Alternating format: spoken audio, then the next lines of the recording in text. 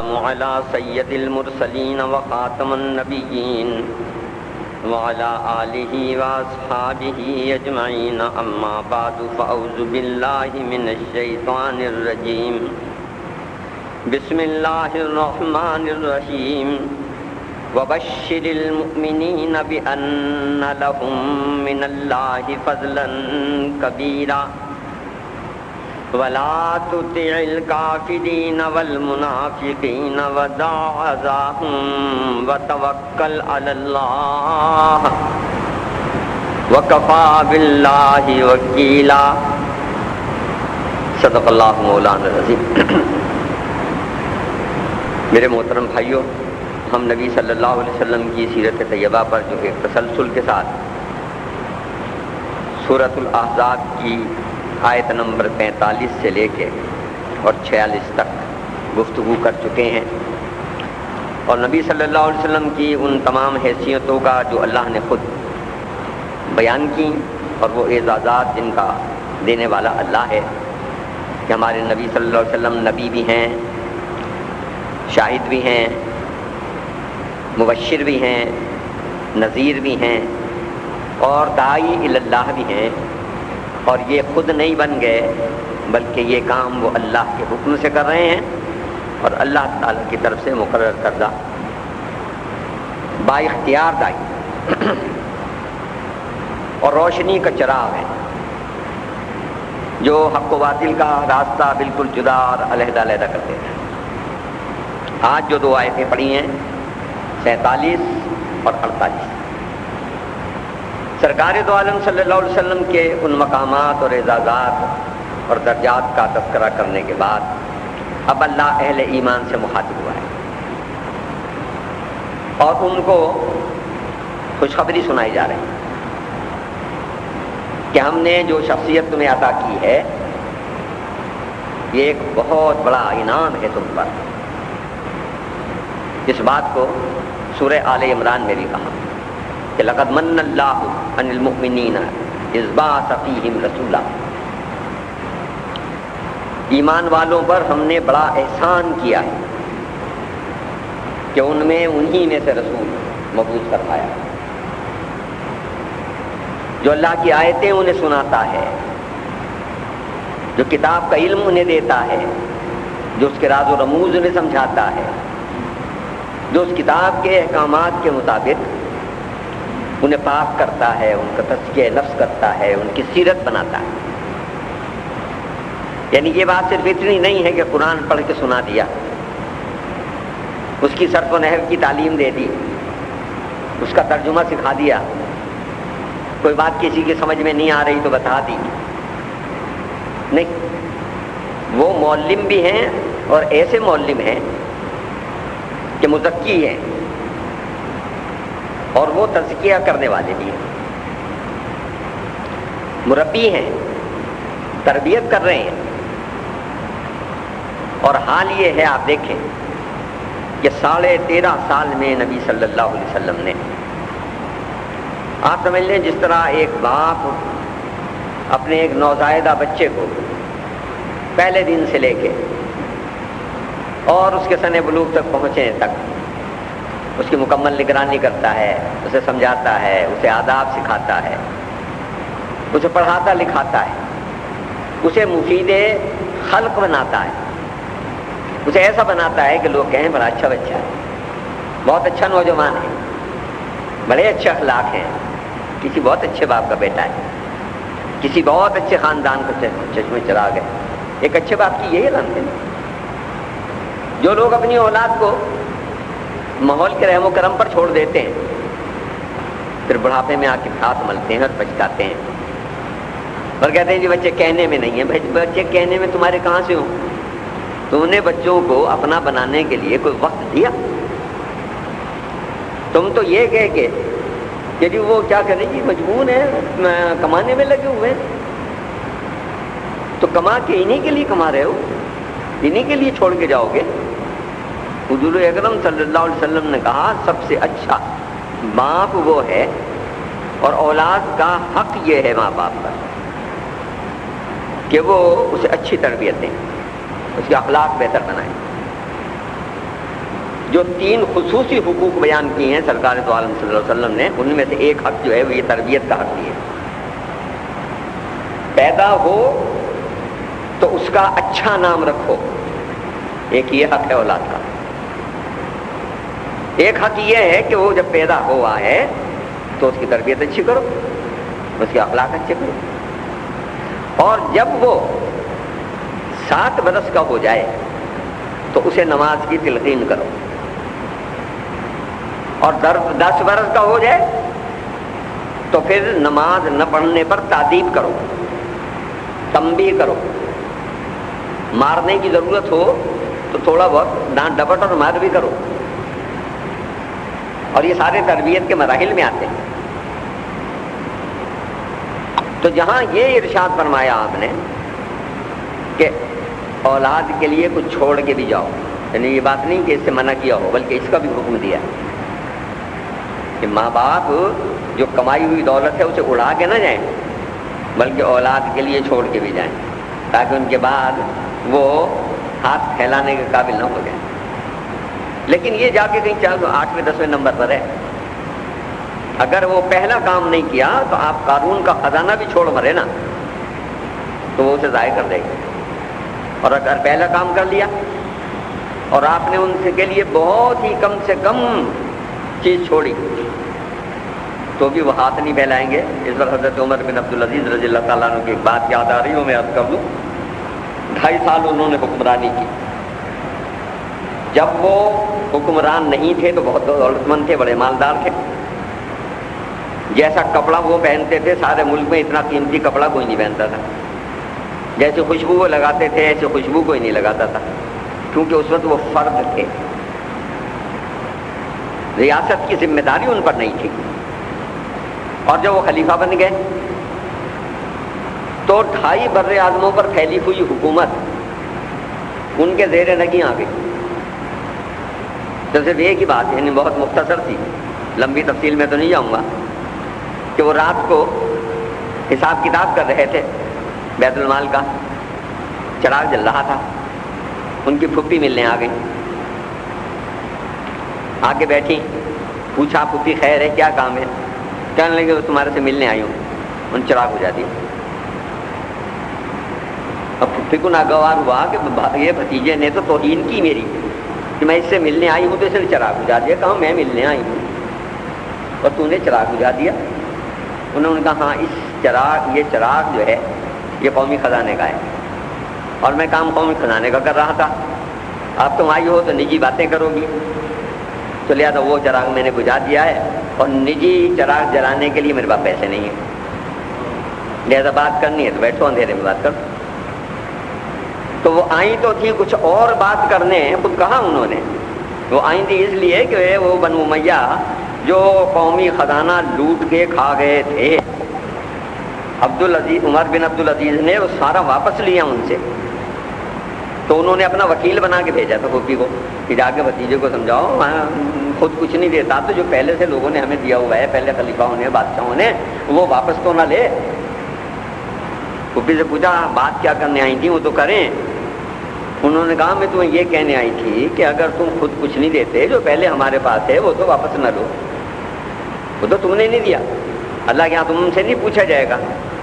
تو اس کے جواب میں انہوں نے کہا کہ پھوپھی تم خدا کا شکر نہیں ادا کرتے تم لوگ کہ میں تم سے صرف وہ مال واپس لے رہا ہوں جو تمہارے پاس اس وقت موجود ہے اور تمہارا نہیں ہے، مملکت کا مال ہے، ریاست کا مال ہے، مسلمانوں کا مال ہے، اس پر شکر کرو کہ میں تم سے وہ نہیں مال مانگ رہا ہوں جو تم پچھلے 40 برس میں کھا چکے ہو، مطالبہ تو تمہارے سے اس کا بھی ہونا چاہیے کہ جو تم نے کھایا وہ تمہارا نہیں تھا۔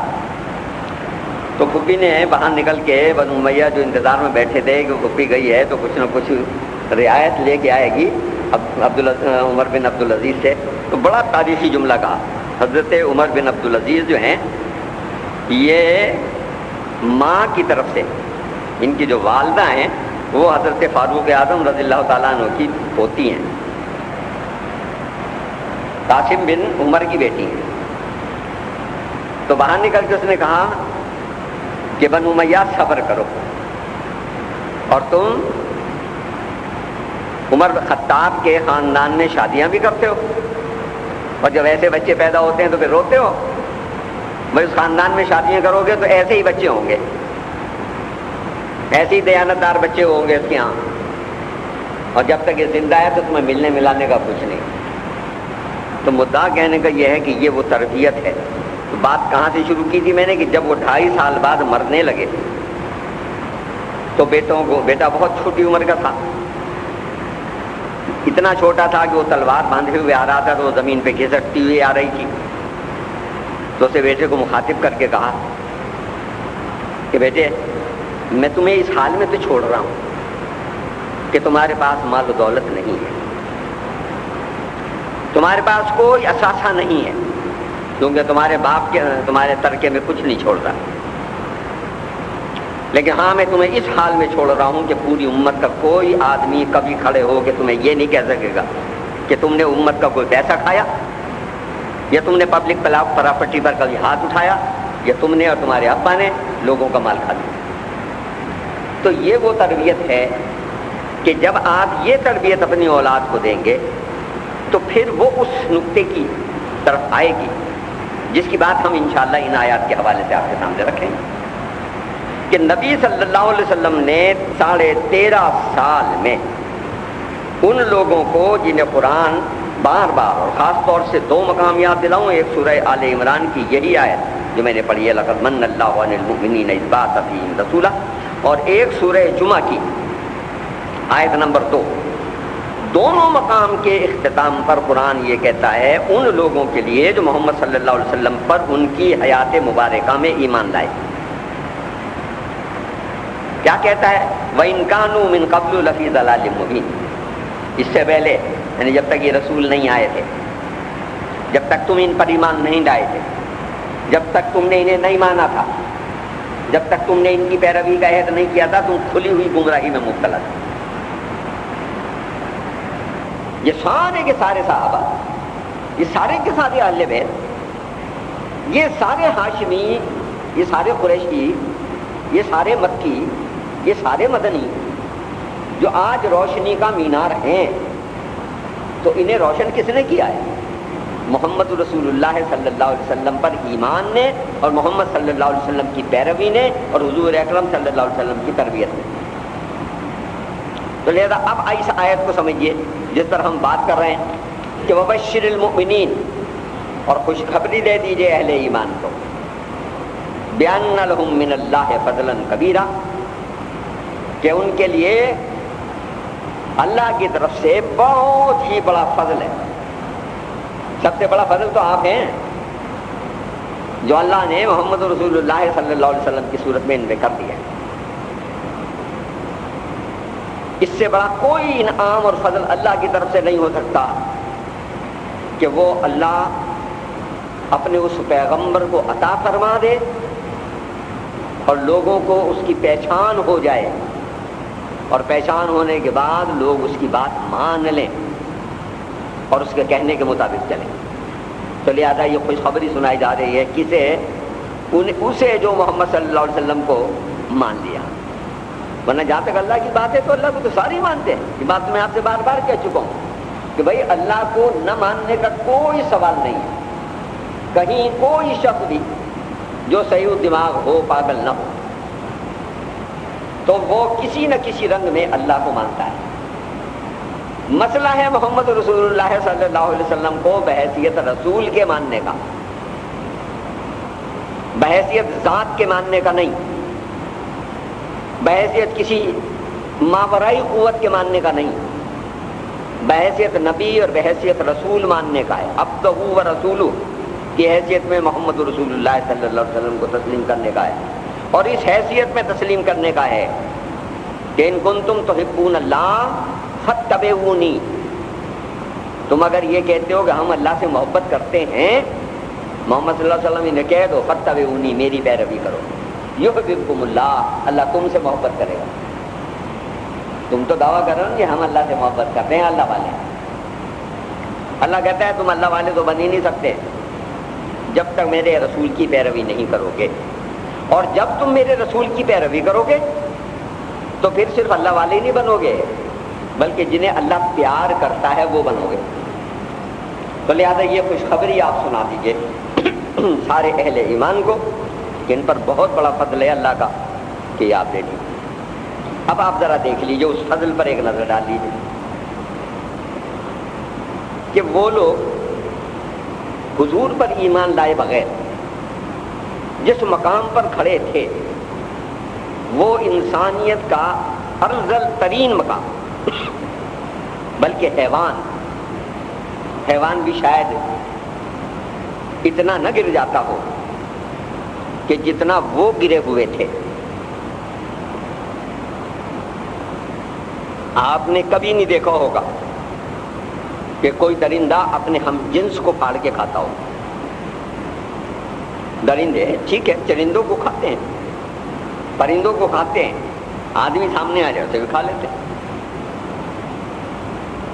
کوئی شیرنی اپنے بچے بچی کو نہیں مارتی، کوئی ریچھنی، کوئی بھیڑیا، کوئی گیدڑ، کوئی سانپ، کوئی بے شمار چیزیں اپنے بچوں کو پالتے ہیں جبکہ ان کی کمائی نہیں کھاتے. آپ اور ہم تو کمائی کھاتے ہیں نا بھائی، کہ بھائی ہمارا بچہ ہمارا ہاتھ ساتھ بٹائے گا، بڑا ہوگا، ہمارا نام چلے گا، ہمارا وارث ہوگا. حیوانات کی سطح تو یہ ہے کہ بچہ پال کے وہ بڑا کر دیتے ہیں اور جب وہ اپنے کھانے کمانے کے قابل ہو جاتا ہے تو وہ نہ اماں کو پہچانتا ہے، نہ ابا کو پہچانتا ہے، نہ اماں ابا اس کو پہچانتے. یعنی کوئی رشتہ تناسل کے اعتبار سے حیوانات میں موجود نہیں. ان کا رشتہ صرف جنس کے اعتبار سے ہے کہ وہ بقائے نسل کے لیے جنسی فعل کرتے ہیں، کہ ان کے اندر ایک اللہ نے دائیا ایک جذبہ رکھ دیا ہے کہ اپنی نسل کو انہوں نے قائم رکھنا ہے. لہذا ہر جانور ایک خاص موسم میں آ کے جنسی تعلق قائم کرتا ہے اور جنسی تعلق اتنی ہی دیر قائم کرتا ہے کہ اس کے ہاں کچھ بچہ ہو جائے. جیسے ہی جنسی تعلق کے نتیجے میں حمل ہو جاتا ہے کسی حیوان مادہ کو تو ان کا جنسی تعلق ختم ہو جاتا ہے. پھر کوئی نر اس مادہ کے پاس نہیں آتا جو حاملہ ہو گئی ہے، کیونکہ یہی اللہ نے ان کی فطرت رکھی ہے. اور جب وہ بچہ پیدا ہو جاتا ہے تو وہ اپنا خون چساتی ہے دودھ پلانے والی. جو دودھ پلانے والی نہیں ہے تو وہ اسے دانہ دودھ کا چگنا سکھاتی ہے. انڈے میں سے مرغی کا بچہ نکلتا ہے تو اماں پروں کے نیچے لیے بیٹھی رہتی ہے. ذرا پاس تو جا کے دیکھیں آپ اب کسی مرغی کے بچے کے، وہ چی چی چی چی کر کے سارا شہر اٹھا لے گی سر پہ. تو بس کب تک؟ جب وہ کھانے کے قابل ہو جاتا ہے. پھر نہ ماں بچے کو پہچانتی ہے نہ بچہ ماں کو پہچان. لیکن انسان کی صورت کیا ہے؟ انسان کی صورت تو یہ نہیں ہے. یہاں تو وہ رشتہ مستقل چلتا ہے اور اسی لیے آپ سمجھ لیں کہ انسان کو اللہ نے مزدوری نہیں کر سکتا. انسان مستقل بغیر اجرت کے، اسے آپ بیکار کہتے ہیں. ذرا کسی سے بیکار لے کے دیکھیں تو پتہ لگ جائے گا کہ نہیں کر سکتا، رس سے توڑانے کی کوشش ہے کرے گا. تو اللہ نے آپ کو نسل کے بقا کے لیے بھی رکھا ہے، نسل کی ارتقاء کے بھی لیے رکھا ہے، اس کی تربیت کے لیے بھی رکھا ہے. تو ماں کے دل میں جو پیار رکھا ہے وہ حیوان جیسا پیار نہیں ہے، وہ مستقل پیار ہے، مرتے دم تک پیار ہے، مرنے کے بعد بھی پیار ہے. باپ کا پیار ہے تو صرف اولاد پیدا کرنے تک نہیں ہے، صرف شادی کرنے تک نہیں ہے، بلکہ مرتے دم تک ایک تعلق ہے جو ابا اماں کا پیار ہے اولاد کے لیے. تو اب آپ دیکھیں کہ جس وقت حضور اکرم صلی اللہ علیہ وسلم تشریف لائے اس وقت تک وہ انسان اس سطح کو پہنچا ہوا تھا کہ اپنی بیٹیاں اپنے ہاتھ سے زندہ دفن کر دیتا تھا. کوئی بھیڑیا اپنا زندہ بچہ دفن نہیں کرتا، کوئی شیرنی اپنا بچہ زندہ دفن نہیں کرتی، نہیں کھاتی، منہ میں پکڑ کے لے جاتی ہے. ایک جگہ سے دوسری جگہ موومنٹ جب کرتی ہے اپنے بچوں کی تو اس کے پاس اور کوئی ذریعہ نہیں ہے، وہ ہاتھوں میں اور گود میں نہیں اٹھا سکتی، وہ منہ سے پکڑ کے لے جاتی ہے. بلی منہ سے پکڑ کے لے جاتی ہے، لیکن نہ کھاتی ہے نہ مارتی ہے. لیکن وہ انسان کیسا تھا جو محمد صلی اللہ علیہ وسلم کی آمد سے پہلے تھا کہ وہ اپنی بیٹیاں زندہ دفن کر دیتا تھا. اور یہ صرف عربوں کا حال نہیں تھا، اس ہندوستان کا حال بھی یہی تھا. وہ دفن کر دیتے تھے، یہ چلا دیتے تھے. اور وہ تو صرف بچیوں کو جلاتا تھا، زندہ دفن کرتا تھا، یہ تو اس سے بھی آگے بڑھ کے تھے. یہ تو شادی شدہ عورت کو اگر شوہر مر جاتا تھا تو اس کے ساتھ زندہ جلا دیتے تھے.